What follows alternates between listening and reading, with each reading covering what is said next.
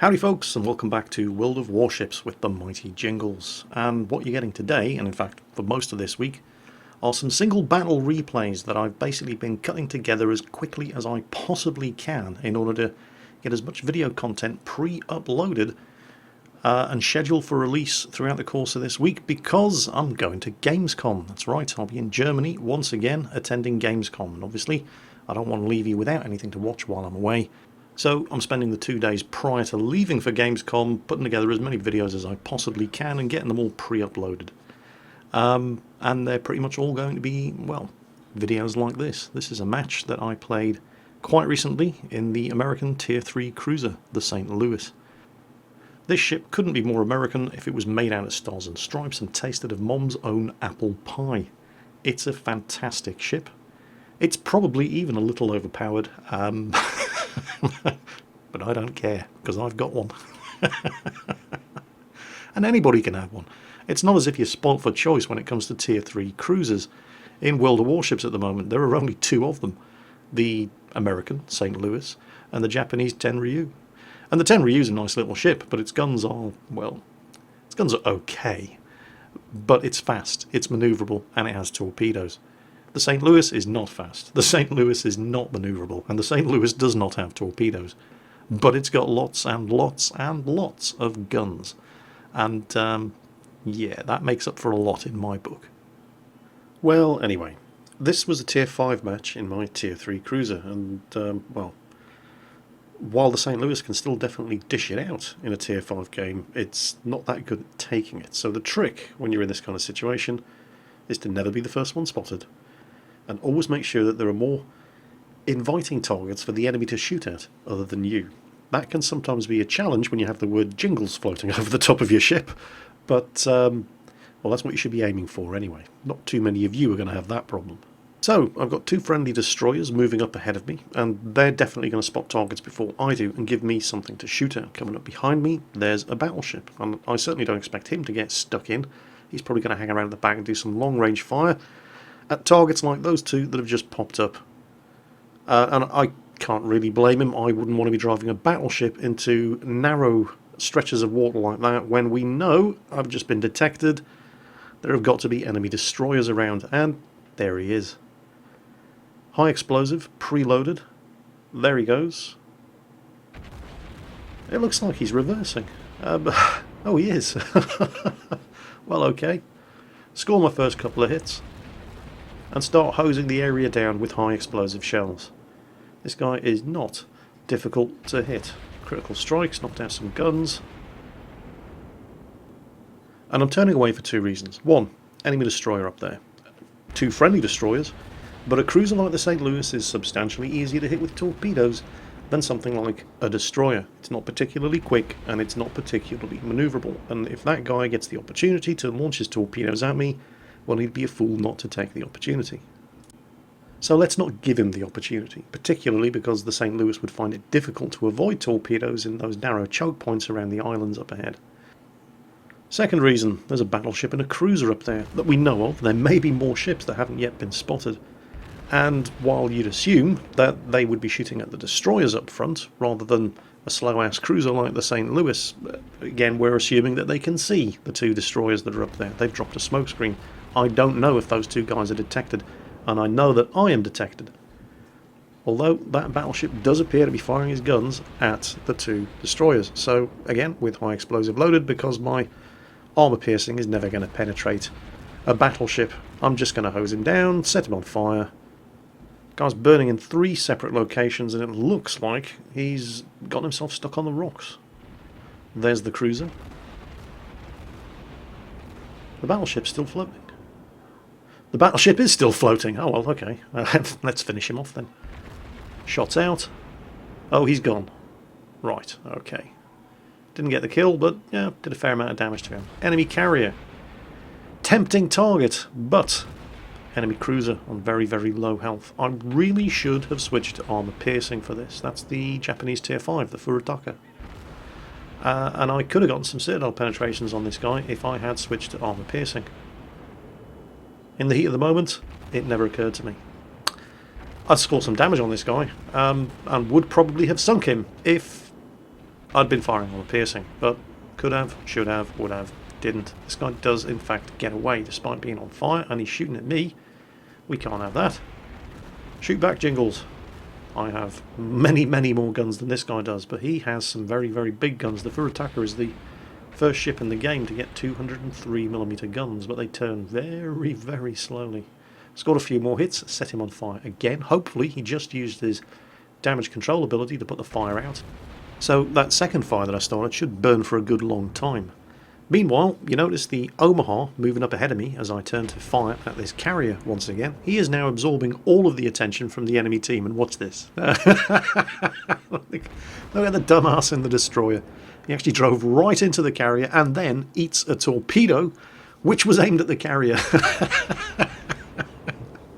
Now, I know we should probably give him the benefit of the doubt and say, hey, well, you never know, maybe he did that on purpose to bravely and selflessly shield the carrier with the hull of his own ship, but yeah, probably not. And there's the Furataka, and he is in fact still burning, so he's been taking burning damage from high explosive shells for the last minute, which is all adding to the damage that I've done during the course of this battle, and he's still not even shooting at me, which is absolutely fantastic, because that allows me to sink him as he continues to pour fire into that poor sucker in the Omaha up there, who is now taking the focus of attention from everybody on the enemy team as he tries to kill this carrier. I would have had a significantly tougher game if it wasn't for that guy in the Omaha up there just getting shot at by everybody. Fantastic meat shield job there, mate. Thanks very much. Another enemy cruiser. I always have trouble telling the difference between the Tenryu and the Kuma. I'm not entirely sure what that is.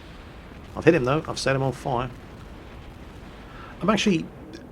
I'm pretty sure that's the enemy Kuma. I don't think they had any Tenryus in this battle. In fact, I don't think I've seen any of the enemy tier 3 ships yet. They had a St. Louis and a Wix class destroyer. So yeah, that's got to be a Kuma class cruiser. Everybody that I've been firing at up until now in the course of this battle has been higher tier than me. At least 1 or 2 tiers higher.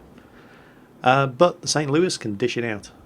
I'm switching over to armor-piercing ammunition now. Now that this guy's burning nicely, I'm going to finish him off with some armor-piercing, or at least that's the theory. And of course, as luck would have it,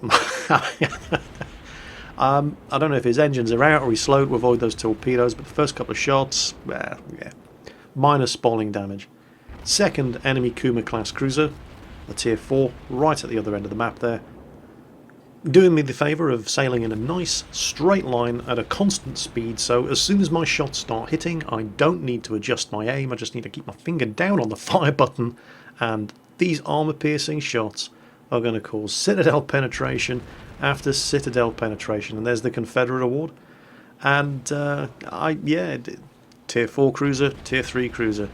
If I'm firing armour piercing and he's firing high explosive at me, the St. Louis is going to win. It's as simple as that. The volume of firepower combined with firing the right ammunition at the right target. I mean, yeah, he's going to set me on fire. Yeah, he's going to do some damage because the guns on the Kuma aren't bad. They're bigger than the guns on the St. Louis. But I've got more of them. And I'm scoring citadel penetrations. And I'm not the only one shooting at him, which does help. One enemy cruiser, a tier 5 Furataka, there he is.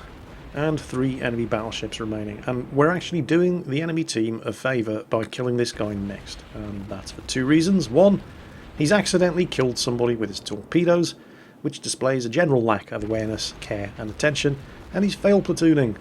He's platooned up with a tier 4 carrier. Well, that's not too bad. Tier 4, tier 5, well, yeah. But he could have gotten that carrier into a tier 7 match, and you can imagine how well tier 4 torpedo bombers do against tier 7 fighters. Yeah. Meanwhile, another enemy battleship, but once again, he's not shooting at me. Why isn't he shooting at me? Because he's desperately trying to avoid being rammed right there by one of our battleships.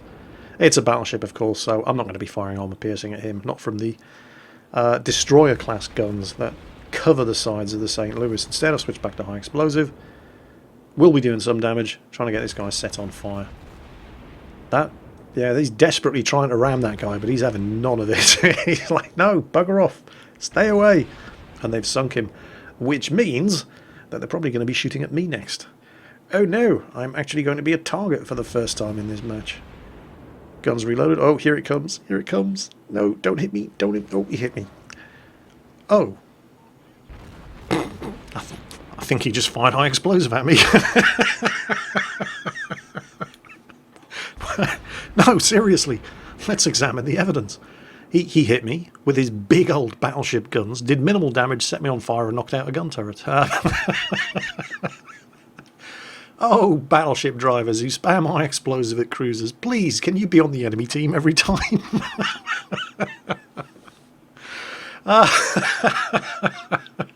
Seriously, don't do it, right? Load your armor piercing. That's what it's there for. People drive battleships to get those massive one-shot kill, multiple citadel penetration hits with armor-piercing shells. Why? Unless you were in the Arkansas Beta, which actually does a lot of damage with its high explosive shells. Unless you were in the Arkansas Beta, why would you fire high explosive at anything other than a destroyer if you happen to have the high explosive loaded in the first place and you're driving a battleship? I don't know. But while I was laughing my ass off at this battleship, the team have killed the other two battleships. So this guy is now the last one on the team, and he's got me roving up his back end. He's being constantly spotted by the fighter aircraft launched from a carrier. There are torpedo bombers coming in, and that is a Tier 5 Congo-class battleship on almost full health. Steaming straight towards him with guns blazing. So, yeah, he's not having a very good day. I would like to get the kill though, because, well, you know, I've only sunk one ship in this match, and I've hit dozens. And hey, there it is. I got the Confederate Award out of that match, which is nice. And it's a heck of a lot more important to get in World of Warships than it is in World of Tanks. In World of Tanks, to get the Confederate Award, you just have to hit a certain number of enemy tanks. You don't even have to do any damage to them. In World of Warships, to earn the Confederate, you not only have to hit a certain number of enemy ships, you also have to do at least 20% of their health in damage to them. So that's nice. That's why I finished top on experience earned in a Tier 3 cruiser in a Tier 5 match. But it's not just any old Tier 3 cruiser. It is the St. Louis after all. And the St. Louis is awesome. That's it for today, folks. Hope you enjoyed it while I'm away at Gamescom. Take care, and I'll catch you next time.